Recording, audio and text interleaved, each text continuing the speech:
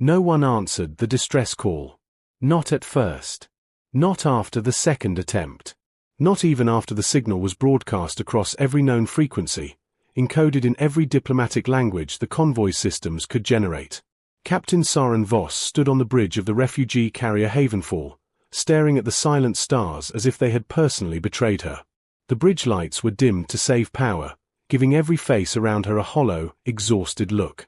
The crew moved slowly, conserving energy, conserving hope, conserving whatever little strength they had left. Outside the viewscreen, 12 ships drifted in a loose formation. Some were scarred from near misses. Others were barely holding together, patched with emergency plating and prayers. Together, they carried nearly 30,000 survivors, the last living remnants of worlds the Con Dominion had erased without warning. Only weeks ago, those people had lives, homes, cities, futures. Now they had corridors filled with refugees, shared oxygen, rationed water, and the sound of distant crying echoing through thin metal walls. "Captain," said Milo Hart, the human systems officer, his voice tight but controlled. "Life support on 2 ships is dipping below safe thresholds.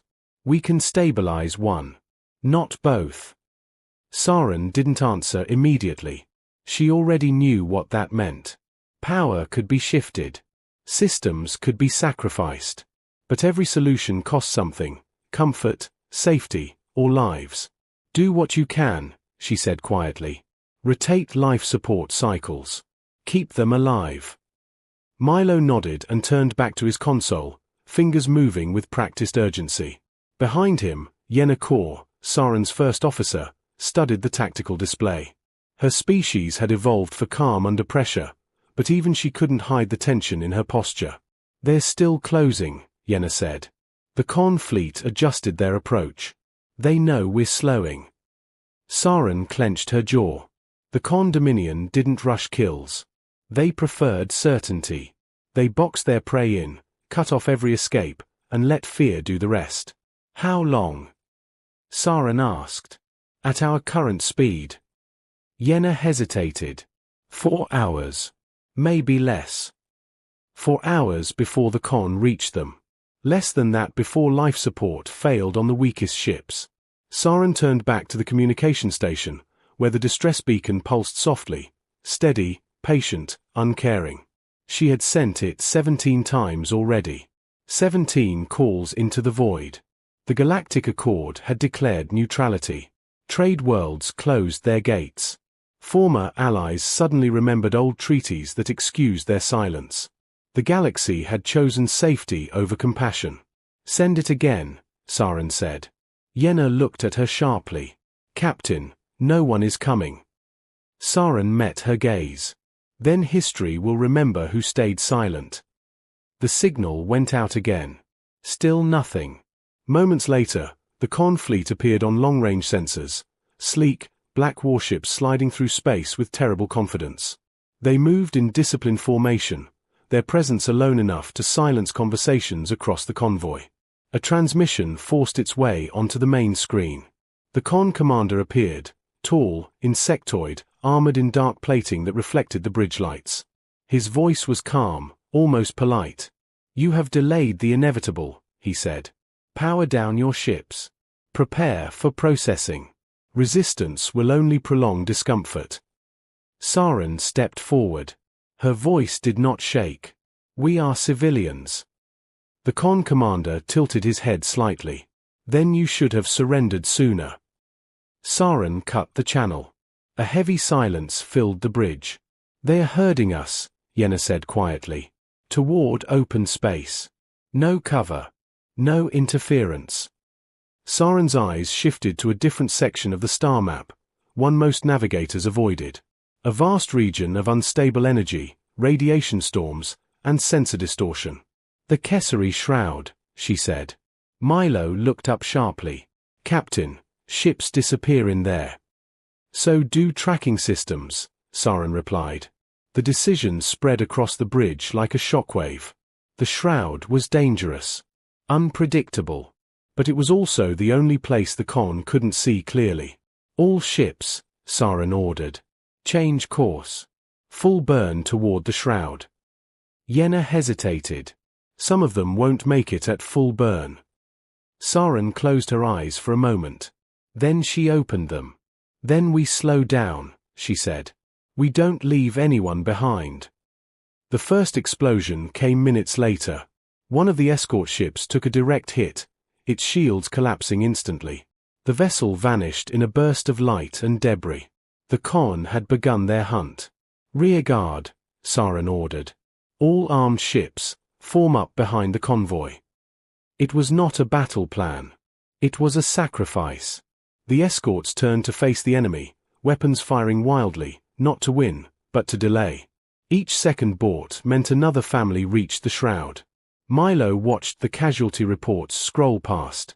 Captain, we're losing them. I know, Saren said. Another ship fell. Then another.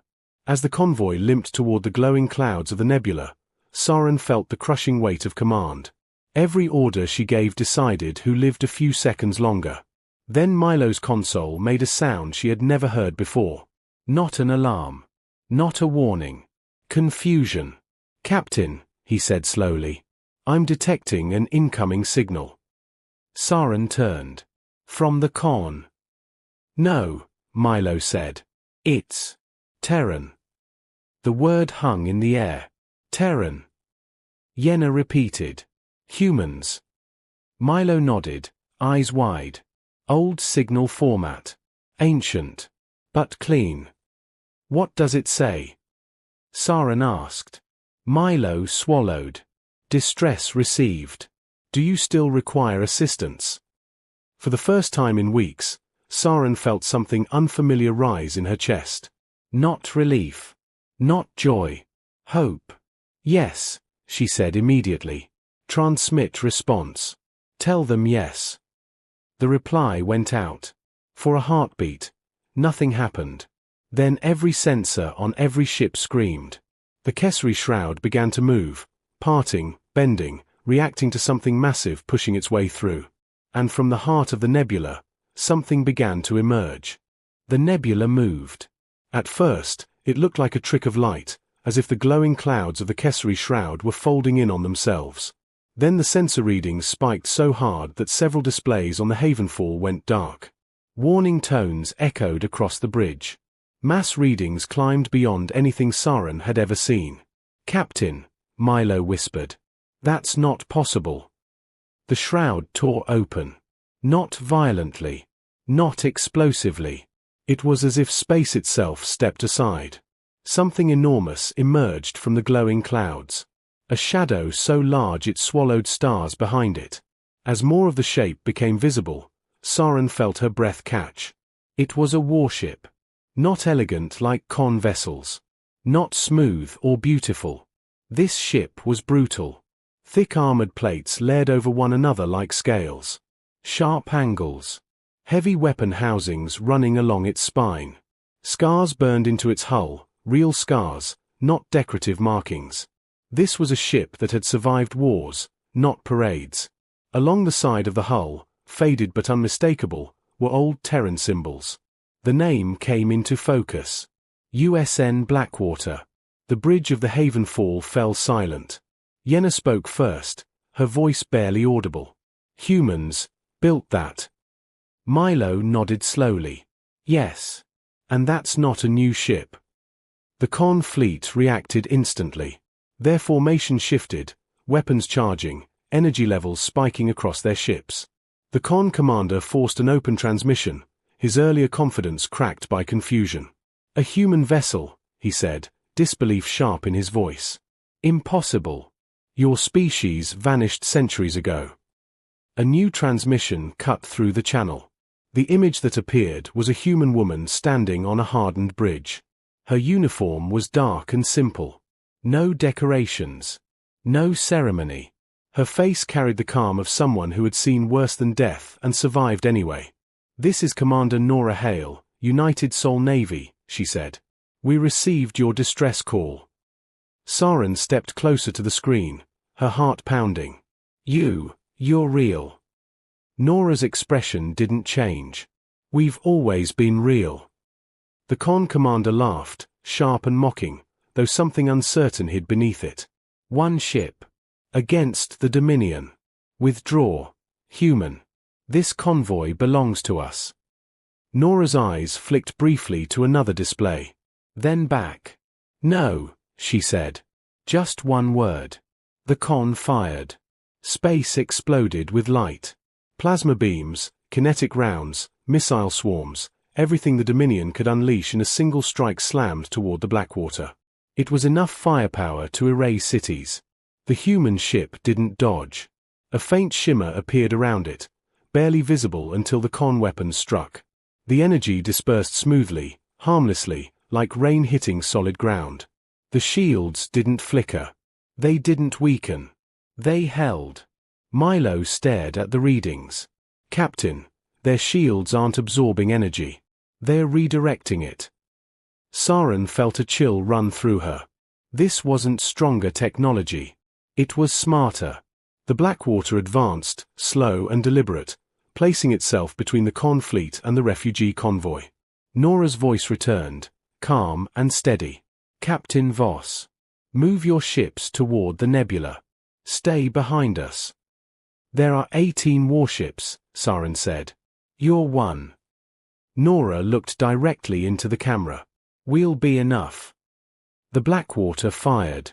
A deep vibration passed through space itself as a massive rail cannon discharged. A solid projectile crossed the distance in an instant. One con cruiser vanished, torn open from front to back, its shields collapsing as if they had never existed. The con fleet hesitated. The Blackwater fired again. Another ship died. The perfect con formation shattered. Some ships turned to flee. Others scrambled to reposition. The predators had become prey. By the stars, Yenna whispered. Saren watched in stunned silence as a single human warship tore into an entire fleet with terrifying efficiency. The Blackwater didn't waste shots. Every strike crippled or destroyed. The con commander screamed orders, rage replacing arrogance. Destroy it. All ships, focus fire. They did. It didn't matter. The Blackwater pushed forward, weapons cycling, shields unbroken, its presence alone breaking the enemy's will. Then alarms blared again. Captain! Yenna shouted. Con interceptors breaking off. They're heading for the civilians. Saren's heart dropped. Before she could speak, Nora's voice cut in, colder now. I see them. The Blackwater rotated slightly. New weapon ports opened along its hull, smaller, faster systems Saren hadn't noticed before. The interceptors never reached the convoy. Point defense fire filled space with precise bursts of light. Every con craft was destroyed before it could fire a second shot. The refugees continued toward the shroud. Safe. Protected. Saren realized something then. The humans weren't fighting desperately. They were fighting calmly. As if this battle had been planned long before the distress call was ever sent. As if the silence of centuries had been preparation. The con commander's voice came through one last time, no longer mocking. What are you? Nora answered without hesitation. We're the ones who listened. The Blackwater advanced again. And the con fleet finally understood fear. Inside the Kessery shroud, nothing behaved the way it should. Navigation markers twisted. Distance readings changed every second. Even time felt unreliable, as if the nebula itself refused to be measured. The refugee ships moved carefully, engines humming low, following the path the human warship carved through the chaos. The Blackwater glided ahead of them, massive and steady, its systems unaffected by the interference that crippled everyone else. On the bridge of the Havenfall, Saren watched streams of broken data flood her displays. Captain, Milo said quietly, our sensors are almost blind, but the Blackwater's telemetry is crystal clear. How? Saren asked. Milo shook his head. They're not just resisting the nebula. They understand it. As if on cue, Nora Hale's face appeared on the screen again. The shroud disrupts standard prediction models, she said. That's why most fleets avoid it. Too much uncertainty. Yenna frowned. Uncertainty is dangerous. Nora nodded. Only if you're afraid of it. She sent a data packet across the channel. Milo's eyes widened as he scanned it. This isn't navigation data, he said. It's probability manipulation. Nora explained in simple terms, as if teaching something obvious. The con rely on predictive warfare, she said. Their weapons don't aim at where you are. They aim at where you must be. We spent centuries learning how to break that assumption. Saren listened carefully. By hiding. Nora shook her head. By lying. Inside the nebula, the human ship activated systems the galaxy had never seen. Signal echoes bloomed across space, false mass signatures, phantom engine trails, ghost convoys splitting in dozens of directions.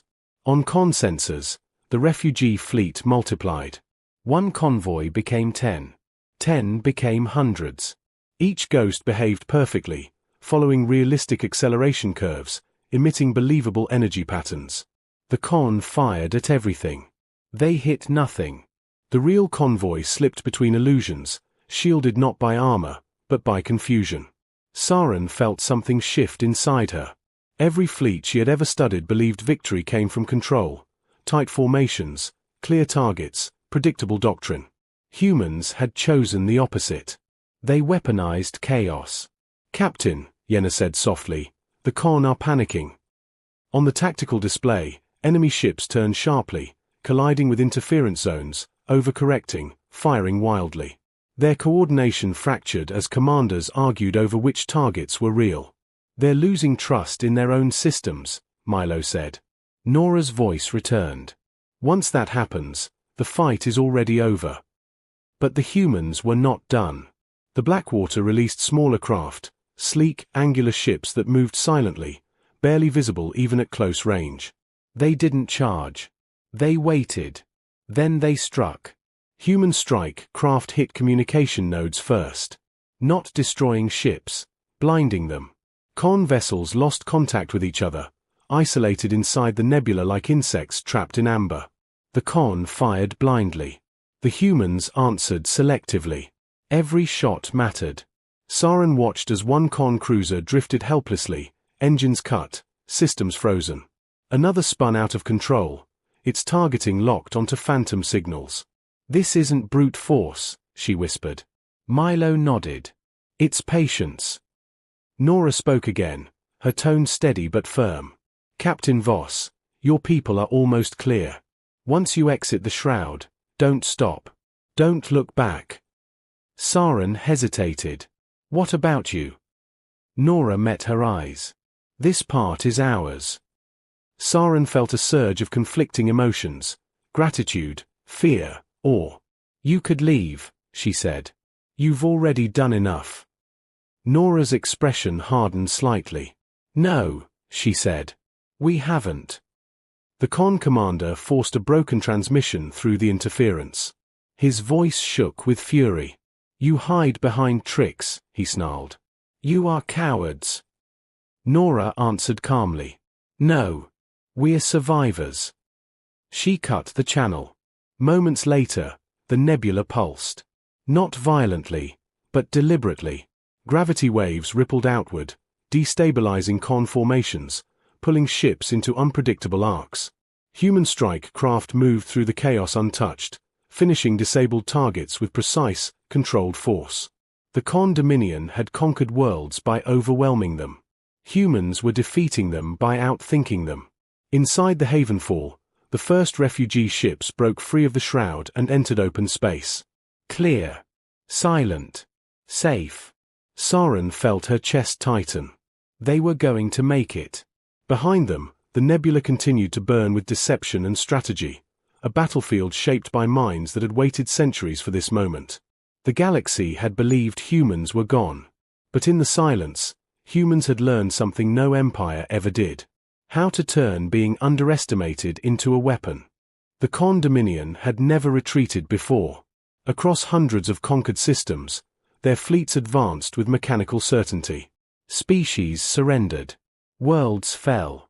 Resistance ended the same way every time, total defeat followed by silence. But inside the Kessery shroud, certainty was dying. Con ships drifted out of formation, colliding with interference fields and false gravity wells. Command channels filled with overlapping orders and shouted corrections. Their targeting systems reported impossible data, ships appearing where nothing existed, energy spikes vanishing the moment weapons locked on. On the bridge of the Havenfall, Saren watched the chaos unfold through fractured sensor feeds. "They're losing cohesion," Yenna said. "Their fleet doctrine depends on central command. Without it, they're confused." Milo nodded. Humans cut their eyes first. Now they're cutting their nerve. As if to prove the point, a con cruiser suddenly fired on one of its own escorts, fooled by a phantom signature projected by human deception arrays. The damaged ship spun away, systems failing. Saren felt a chill. This wasn't luck. This was design. Nora Hale's voice came through again, calm as ever. "Phase 2, she said. The Blackwater shifted position slightly. Massive panels along its hull separated, revealing weapon systems Saren hadn't seen before. These were not standard cannons or missiles. Their energy signatures were strange, focused, controlled, precise. "What are those?" Saren asked. "Pressure weapons," Nora replied. "They don't destroy ships. They remove options." The Blackwater fired. Invisible waves rolled through the nebula, compressing local spacetime just enough to disrupt engines and power systems. Con ships caught in the wave lost maneuverability instantly. Drives stalled. Shields flickered. They weren't exploding. They were helpless. Human strike craft moved in, disabling weapons arrays and reactor couplings with surgical accuracy. One by one, con vessels went dark, drifting silently like broken machines. The con commander forced another transmission through. His image flickered, no longer composed. His voice trembled. "You cannot win," he hissed. "The Dominion is endless. For every ship you destroy, 100 more will come." Nora Hale looked directly into the camera. "We're not here to destroy you," she said. "We're here to stop you." The con commander recoiled. "That is the same thing." "No," Nora replied. "If we wanted you gone, this would already be over." The truth of that statement settled heavily over the battlefield. Saren realized something then. The humans were holding back, not out of mercy, but intention. They weren't fighting for revenge. They were making a point. The con attempted one final move. Several ships broke away and jumped toward the edge of the shroud, aiming to bypass the humans and strike the refugee convoy directly. Their engines flared, tearing open unstable jump corridors. "Captain!" Yenna shouted. "They're going for the civilians." Before Saren could speak, Nora's voice hardened. "Unacceptable." The Blackwater's main spinal weapon powered up, energy climbing beyond previous levels. Space around the barrel warped slightly, as if reality itself was bracing. One shot.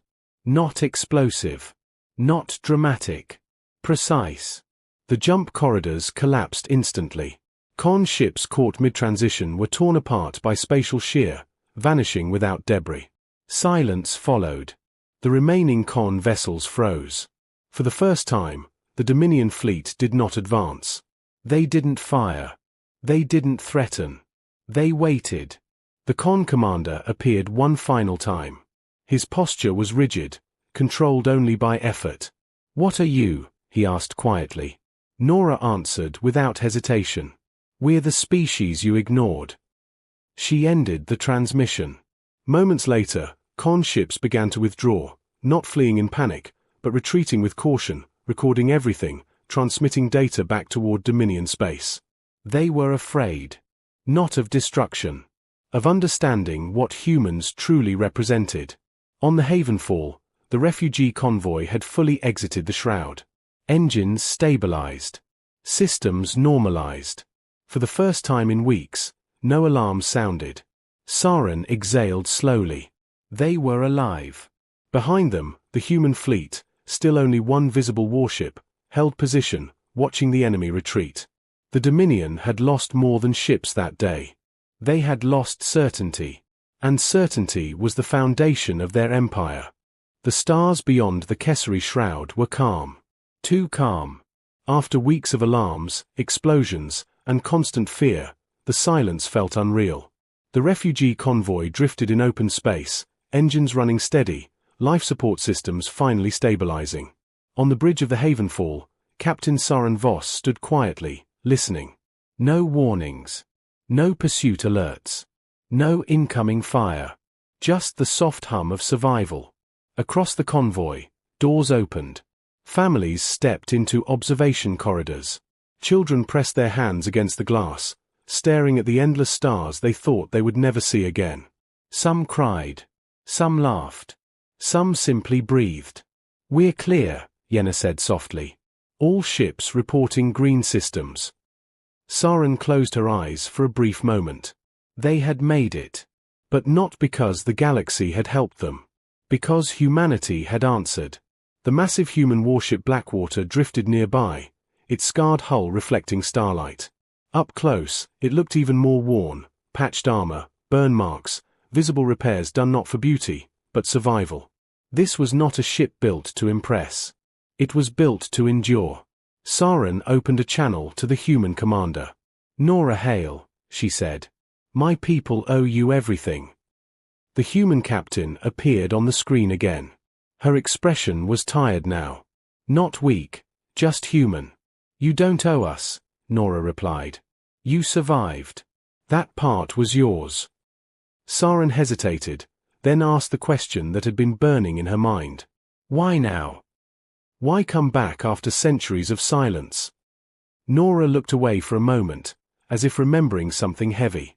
"Because we know what silence does," she said finally. "We remember calling for help and hearing nothing but static.